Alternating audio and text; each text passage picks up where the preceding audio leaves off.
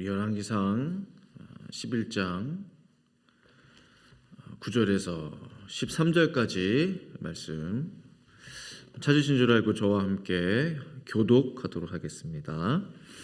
솔로몬이 마음을 돌려 이스라엘의 하나님 여호와를 떠남으로 여호와께서 그에게 진노하시니라. 여호와께서 일찍이 2번이나 그에게 나타나시고 이에 대하여 명령하사 다른 신을 따르지 말라 하셨으나 그가 여호와의 명령을 지키지 않았습니다.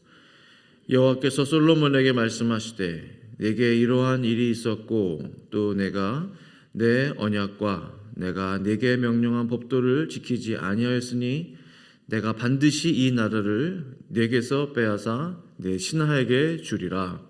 그러나 내 아버지 다윗을 위하여 내 세대에는 이 일을 행하지 아니하고 내 아들의 손에서 빼앗아 같이 있습니다. 오직 내가 이 나라를 다 빼앗지 아니하고 내 종 다윗과 내가 택한 예루살렘을 위하여 한 지파를 내 아들에게 주리라 하셨더라. 아멘. 네, 우리가 신앙생활 할 때 제 자신도 그렇지만 가장 중요한 것은 마음을 지키는 것 같아요. 나의 마음이 어디에 있나? 우리의 마음의 상태가 어떤가? 그것에 따라 우리의 믿음 생활이 좀 능력 있는 그런 믿음의 생활을 할 수도 있고 아니면 불신앙의 길에 빠질 수도 있고 우리 마음의 그 그릇, 마음의 바탕. 그래서 성경에서는 이제 밭이라고 예수님께서 비유로 말씀하셨는데 내 마음의 밭이 어떠한가? 근데 그 마음의 밭은 매일매일 순간순간 새로운 것 같아요. 나의 마음의 밭을 항상 옥토로 준비시키는 것, 내 마음에 쓴뿌리나 돌들이나 가시덤불이나 이런 것들이 없도록 항상 나의 마음을 점검하는 것, 이것이 참 중요하겠다라는 생각을 해보게 됩니다. 잠언 4장 23절에는 이렇게 말씀하죠. 모든 지킬 만한 것 중에 더욱 내 마음을 지키라. 생명의 근원이 이에서 남이니라. 그래서 마음을 지켜라. 이것이 생명의 근원이다. 그러나 솔로몬은 그의 마음을 지키지 못했습니다. 지난 토요일에도 말씀드렸던 것처럼 그의 마음이 하나님에게서 돌아섰어요. 그래서 오늘 본문 9절에 딱 이렇게 말씀하고 있죠. 솔로몬이 마음을 돌려 이스라엘의 하나님 여호와를 떠남으로. 이 말씀이 참 좀 충격적이죠. 우리가 잘 아는 내용이지만 이 한 구절을 통해서 우리가 모든 것을 알 수 있죠. 그가 하나님을 떠났구나. 그가 하나님을 버렸구나. 그가 하나님에게서 돌아섰구나. 이게 참 안타까워요. 하나님을 버리고 돌아서서 세상을 향해 나아가는 그 반대길로 돌아서서 걸어가는 그 모습, 하나님께서 얼마나 마음 안타까워하셨을까. 하나님께서는 그에게 진노하셨습니다. 결국 부귀 영화를 누린 것 때문에, 그것들 때문에 하나님으로부터 마음이 돌아선 것 아니겠습니까? 전쟁도 없고 태평하고 걱정, 근심, 염려도 없고 기도 제목도 없고 모든 게 너무 편한 거예요. 근데 이게 사람을 죽이는 거거든요. 아무 문제도 없는 게 사람 힘들게 하는 거예요. 더 죄에 빠지게 만드는 거죠. 하나님을 버리고 부유하게 사는 것보다 아예 가난하게 사는 게 훨씬 나은 것 같아요.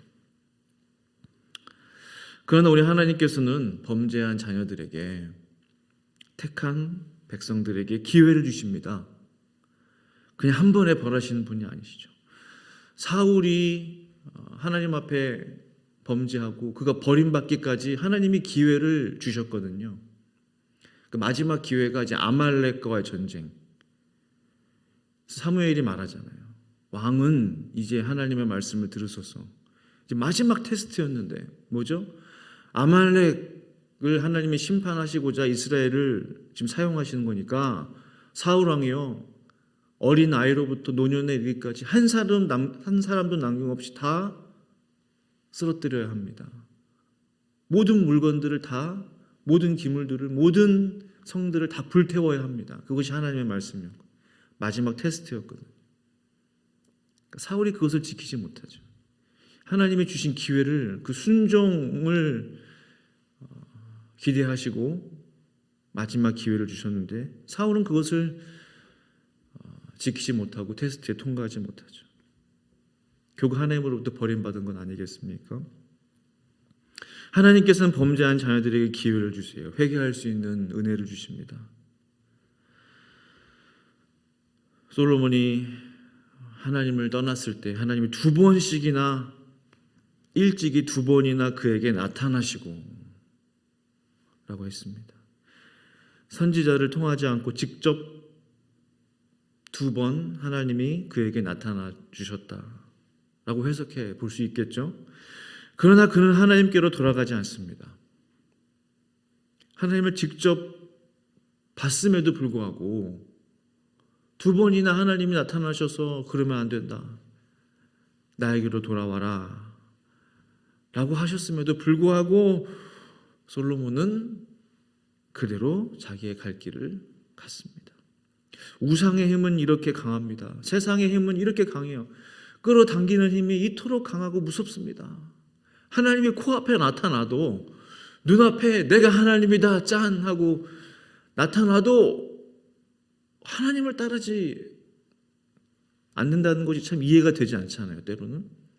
아니, 어떻게 이렇게 하나님이 바로 앞에 나타나도 그 하나님을 따르지 않고 세상을 따라가는가, 이해가 안 되죠. 근데 솔로몬은 그렇게 했다는 거예요. 솔로몬에 대한 하나님의 심판은 무엇이었습니까?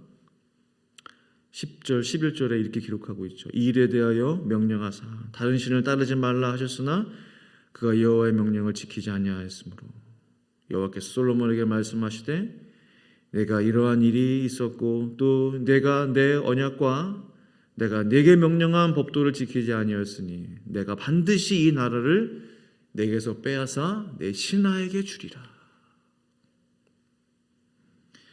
내가 반드시 이 나라를, 너의 나라를 빼앗을 것이다. 다시 말하면 내게 준 소유를 빼앗으리라. 다시 되찾아오리라. 왜냐하면 하나님이 주신 거기 때문에 하나님 다시 되찾을 수 있는 거죠. 내게 준 권세, 내게 준 권위, 내가 너에게 준 그 모든 지혜, 모든 힘 다시 되찾아오리라. 이것을 통해 알 수 있는 우리 하나님은 어떠한 분이십니까? 마가복음 4장 25절 말씀처럼 있는 자는 받을 것이요 없는 자는 그 있는 것까지도 빼앗기리라. 있는 자는 받을 것이요. 뭐가 있단 말이에요? 믿음이 있는 사람, 믿음이 있는 자, 하나님을 향한 사랑이 있는 자, 더 믿을 수 있도록, 더 사랑할 수 있도록 더 주신다는 거예요. 그러니까 하나님께서 어떻게 일하시는지 우리가 아는 게 중요하잖아요.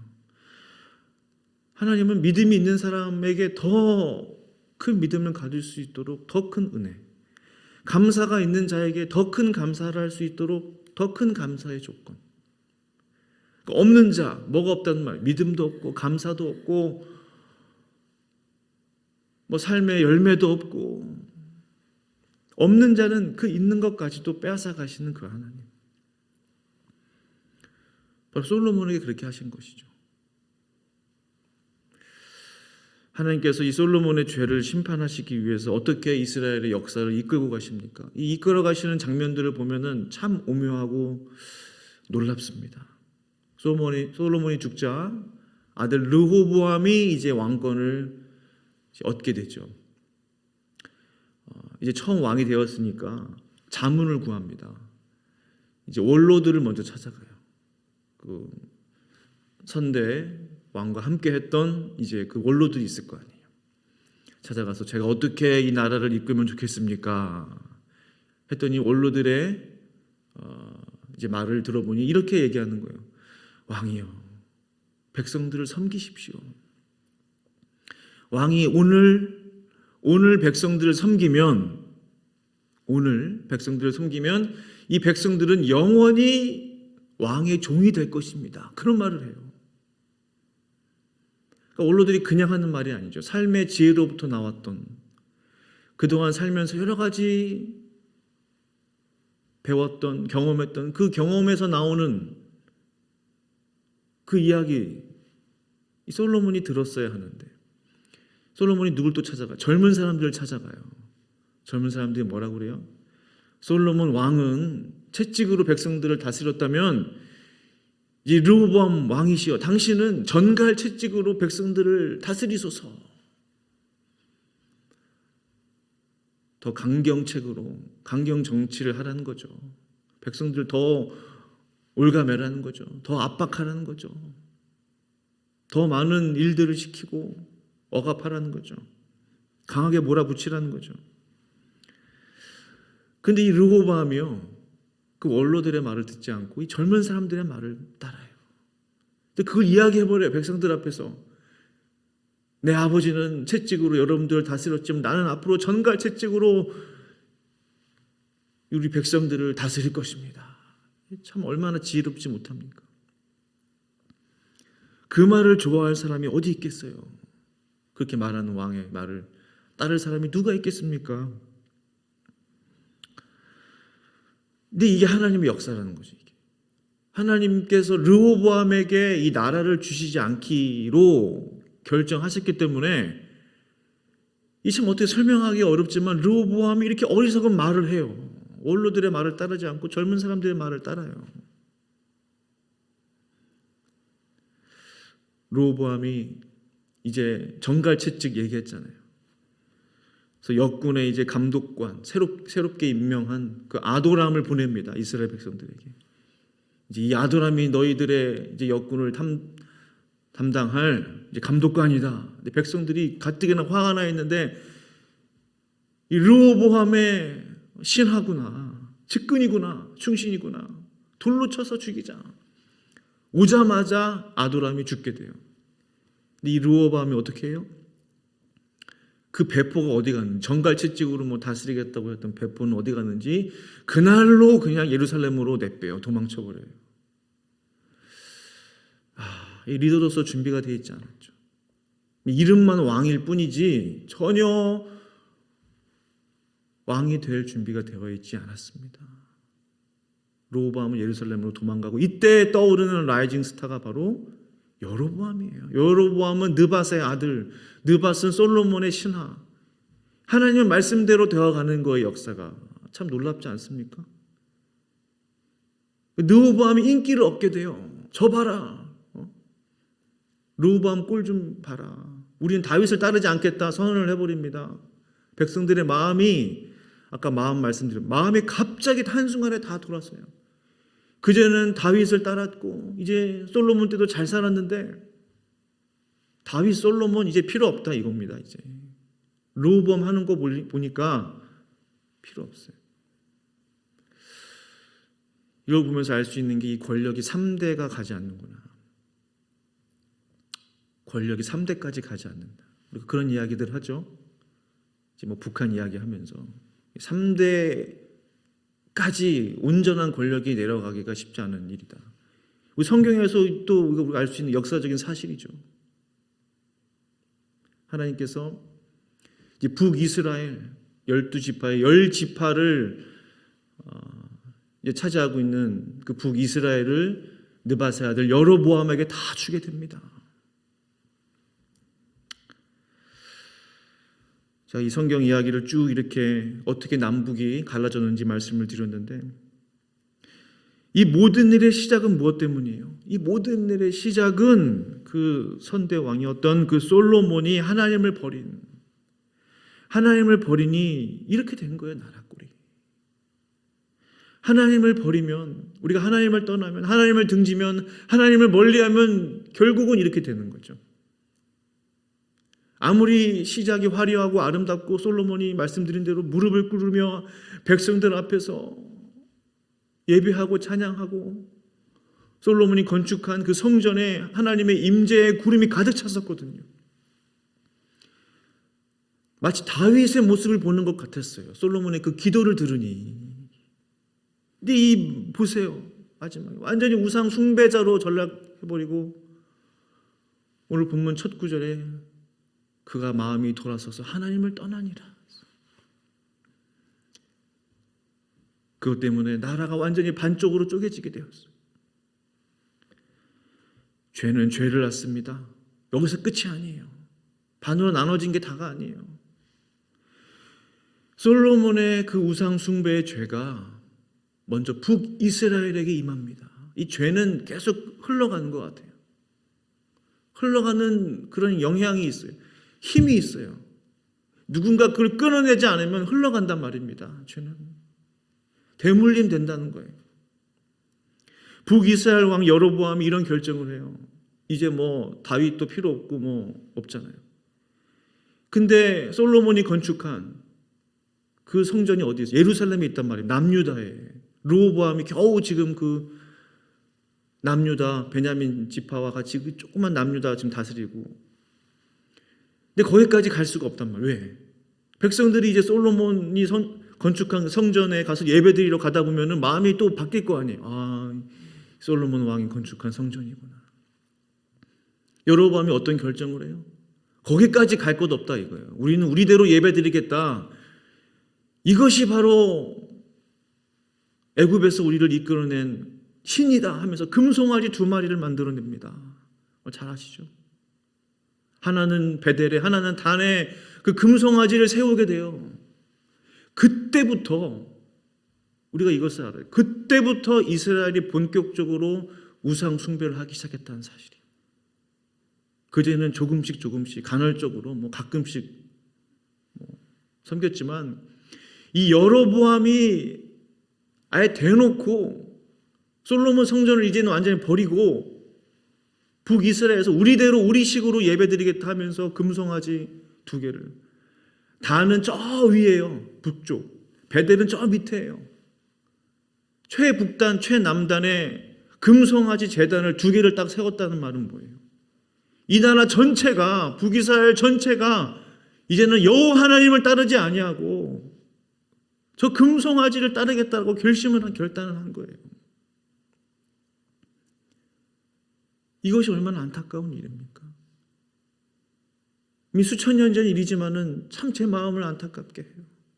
어떻게 이 나라가 이렇게 되어버렸는가? 하나님을 버린 죄가 이렇게 무섭구나. 하나님을 등져버린 이 결과가 이렇게 가슴 아픈 결과를 만들어내는구나. 바로 우상 숭배의 죄 때문에 이러한 비극이 벌어지게 된 것입니다. 이 새벽에 성도님들과 함께 이스라엘 역사를 잠시 살펴보며 말씀 나눴는데요. 하나님께서는 참으로 공의의 심판주이시며 그 심판에 따라 역사를 주관하시는 하나님이십니다. 근데 어려울 것 없어요. 하나님 버리지 않으면 돼요. 하나님 앞에 꼭 붙어 있으면 된다는 것입니다.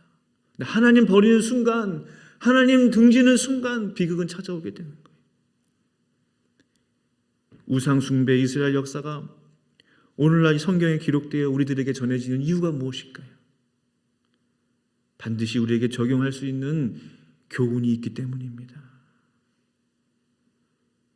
우리가 오늘 끊어내야 하는, 솔로몬 때 끊어냈어야 하는데 끊어내야 하는, 나에 대해서 끊어내야 하는, 내 삶에서부터 끊어내야 하는 그 죄는 무엇입니까?